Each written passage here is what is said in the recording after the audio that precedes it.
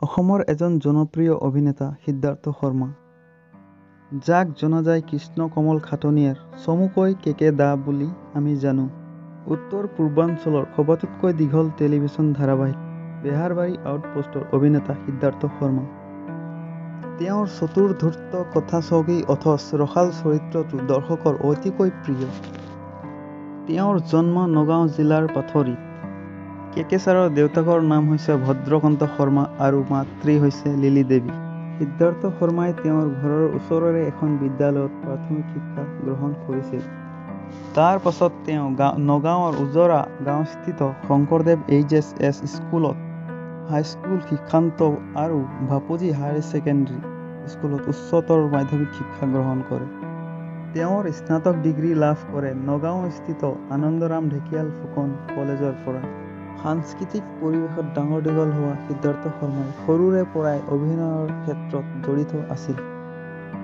বিভিন্ন ঠাইত নাটক কৰি শ্ৰেষ্ঠ অভিনেতাৰ সন্মান লাভ কৰিছিল।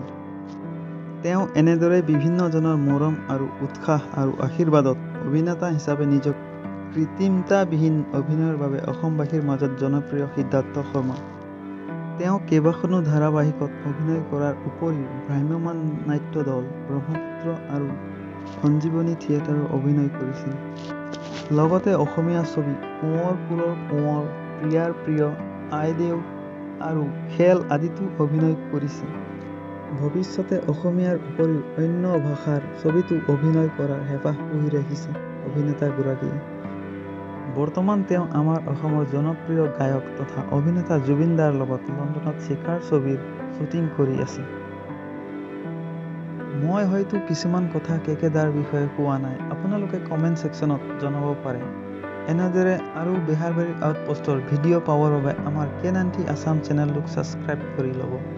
লগতে ওচৰত থকা বেল আইকনটো দবাই দিব। ধন্যবাদ। জয় আই অসম।